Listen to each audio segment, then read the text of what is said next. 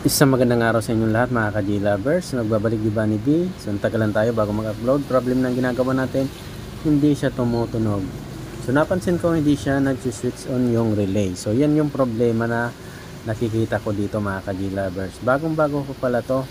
So meron pa tong warranty seal. So aalamin natin kung bakit ba dito nag-switch on yung relay o hindi siya tumutunog. So pati pakikita ko sa inyo yung warranty seal niya. Tingnan natin. Ito yung warranty seal niya. Yan, kita nyo, hindi pa nabubuksan. So tara, buksan na natin to. Tapos tingnan natin yung loob kung bakit hindi siya nag-switch on yung relay. So let's get started.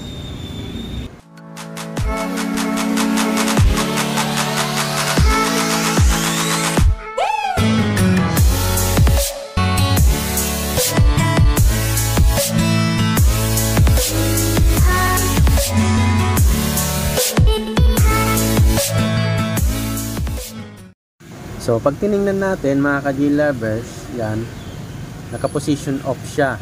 Yan, nasa baba yung switch. So naka-position off yan ha. Switch natin yung power switch, tingnan natin kung magbago yung position. Yan, on natin. Yan, naka-on na, naka-power on na, tingnan natin yung position. Pansinin nyo, hindi siya gumagalaw. Yan na, kita nyo, hindi siya gumagalaw. Yan, ibig sabihin hindi talaga siya nag-switch on yung relay. Yan yung problema na kailangan nating i-resolve. So may mga posibilidad tayong pwedeng isipin dyan. May posibilidad na abnormal yung voltage biasing kaya hindi siya nag-switch on yung relay. May DC out kaya hindi siya nag-switch on relay. O may problema sa relay driver niya. Hindi natin alam kung saan yung problema nito. So bago ang lahat, tingnan natin kung hindi babastik yung fuse. So test natin dito sa may out na kung may voltage siya na mataas. Ibig sabihin yan, hindi pumutok yung fuse.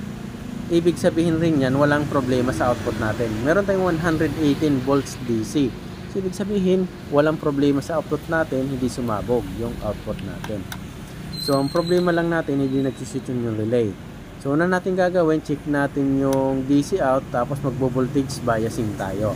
So, tanggalin ko lang muna to, baklasin muna natin to, para malaman natin kung saan yung problema. So, magbo-voltage check tayo mga ka-G lovers. Titingnan natin na aalamin natin. So bali ito na, nakasit na tayo. Check ko muna kung meron siyang DC. So una muna natin gagawin, so i-ground lang natin tong black test board, tapos test natin tong dalawa, left and right na yan. So tara, test nga natin. Nung pag-test natin, meron tayong 59 volts DC. So ibig sabihin may DC output, kaya hindi siya nag-switch on yung relay. Pag chinik natin yung voltage biasing nito, 0.4, ibig sabihin good yung voltage biasing natin. Yan, 0.4.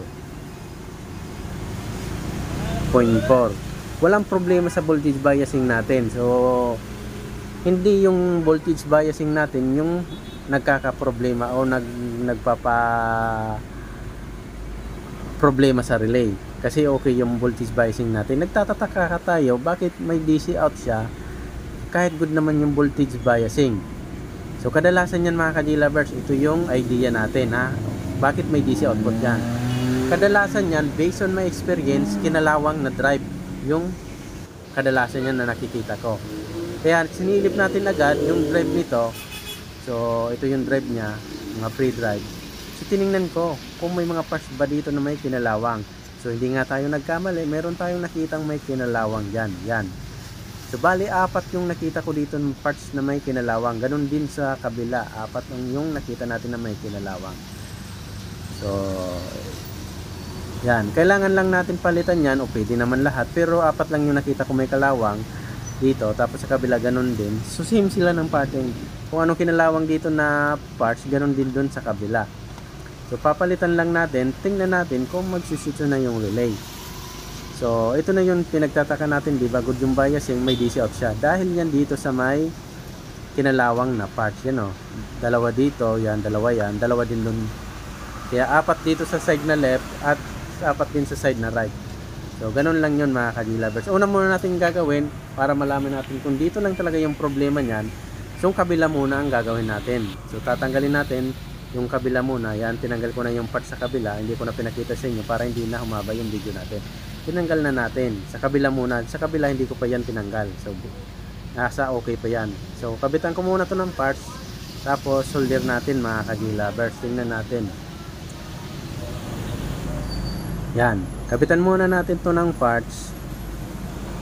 So dito na sa parte na to, hindi muna natin siya fast forward. Hindi natin siya escape para makita nyo kung talaga mag-normal baga mawawala yung DC out niya. So yan, kabitin lang natin to. So habang kinakabit ko to, papromote muna ng channel ko mga ka-G-Lovers. Kung bago pala kayo sa ating channel, please subscribe and pa-hit ng notification bell para updated kayo sa bawat ina-upload ko na video. Then pa-hit na rin ang like button kung nagustuhan nyo. Kung sa FB page nyo to napapanood, pa-follow, pa-like, pa-share na rin ng video na to. So yan, kinabit natin yung 4 na transistor na maliliit. Yan yung pre-drive natin. So solder lang natin to mga ka-G-Lovers. Tapos magtitest tayo kung nagkakaroon pa ba siya ng DC out. So aalamin natin yan. So yun pala yung nakikita natin na problema kaya hindi siya nagsisit yung relay. Minsan mga ka-G-Lovers, wala kayong makikitang kalawang, pero may isa sa mga parts dyan na nagli-leak sa pre-drive kaya nagkakaroon siya ng DC. So isa rin yung dahilan kaya nagkakaroon siya ng DC o nagkakapa-abnormal ng biasing. Kaya ang ginagawa ko minsan dyan, pinapalitan ko lahat yung mga pre-drive, mura lang naman yan. Pero pwede naman isa-isa nyo, ititest nyo. Yan, kung may oras kayong mag-test, so pwede nyo naman isa-isa yan, itest. So okay, nakabit na natin yung pre-drive. Yan, putulan ko lang yung sobrang paa. Linisan natin, tapos magtitest tayo ng voltage biasing. Titingnan natin mga ka-G-Lovers at ating aalamin kung magkakaroon pa ba siya ng DC out. Ito lang side muna kinabitan natin na sa kabila hindi pa natin siya pinalitan. So hindi pa natin siya inayos sa kabila. So dito lang muna tayo sa may bandang kaliwa ko. Yan, sa bandang kaliwa natin. So linisan ko lang yan. So tapos magte-test tayo ng ng biasing. So may customer akong kinausap. So ito, test na natin, lagay natin itong multimeter yan. Test nga natin kung magkakaroon na siya ng DC pa. Kung wala na, ibig sabihin doon lang talaga yung problema niya. So ito yung munang side ang inayos natin sa may band ng kaliwa natin. So tara, power on natin, tapos ititest natin yung output niya kung meron pa siyang DC out. So linagyan na natin.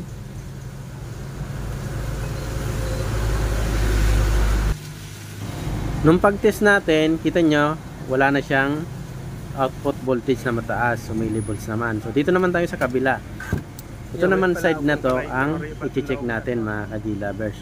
So papalitan natin, yung nakita natin na kalawang dyan, same lang dito. So same na pattern yung may kinalawang. Hehe. So bali ang gagawin natin mga ka-G-Lovers, tanggalin ko lang to, itong dalawa din na to, tapos dun sa kabila din, dalawa din yan. So pares lang nung tinanggal ko dun sa kabila, ganun din dito. Kasi yun lang din nakita ko may kalawang. So tanggalin lang natin to, itong dalawa na yan, yan. Tapos dito sa kabila, dalawa din. So bali, apat dito sa left natin, apat din sa right natin. So tanggalin ko lang muna to, tapos kabitan natin ng bago. Bali ito na, natanggal na natin siya. Yan, in-skip ko na lang para hindi tumagal yung video. Kabit lang natin to. Yan. Dito hindi na natin skip para makapag-test tayo na okay na siya. Yan. Kabit lang natin to.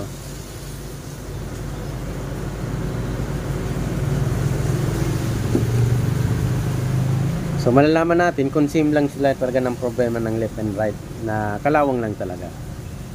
Pero sa tingin ko ito lang naman talaga yung problema niyan kasi lagi ko itong nararanasan sa ganito.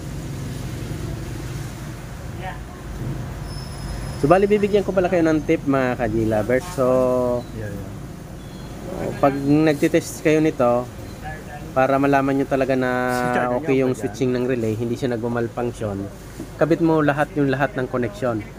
Huwag yung titestingin na nakatanggal yung mga connection, yung sa audio supply na papuntang preamp, kasi magsisit yung relay niyan, mag-off yan, so magmamalfunction pala.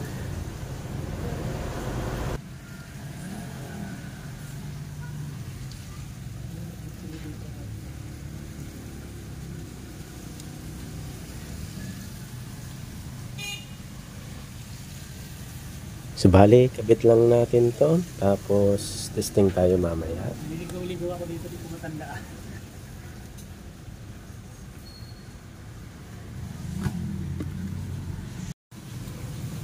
So ito na mga ka-G-Lovers, resolder lang natin. Tapos magte-test tayo ng DC out. Tingnan natin kung meron pa siyang DC out. Tapos siguro diretso testing na rin tayo nito.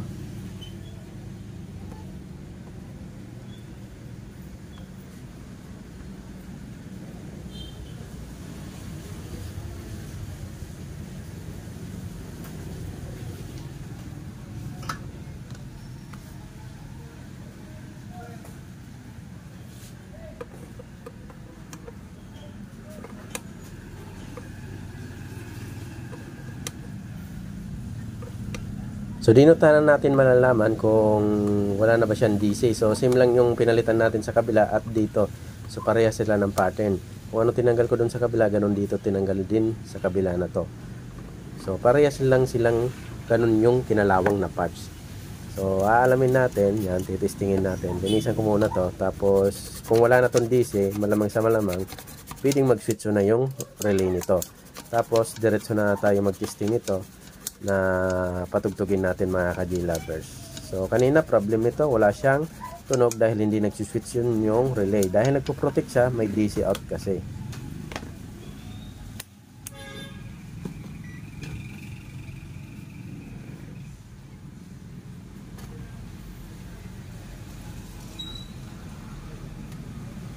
So ayan, nakaset na yung multimeter natin. Test natin ulit. Yan, plug in, ground yung black test probe, tapos test tayo. Yan, test natin. Dito wala na yan kasi kanina inayos na natin. So napakinggan ko, nagswitch na yung relay. Yan, millivolts na lang. So dito sa kabila, ganun din, millivolts na lang. So nasa point na lang something. So okay na to mga ka-G-Lovers, nagswitch na yung relay. So siguro titingnan na lang natin, tapos patugtugin natin kung okay ba yung preamp nito, kasi hindi pa natin kung magiging okay ba yung preamp nito. So yun o, kita na yan, dito almost nawala na nga. So okay na to mga ka-G-Lovers. So ito na, yan, plug in lang natin, tapos power on. Tingnan natin yung relay. Yun, lumipat na sa position. Patugtugin natin. So yan na, okay na. Thank you very much. Lagi niyo pagsubaybay sa ating channel. Maraming salamat.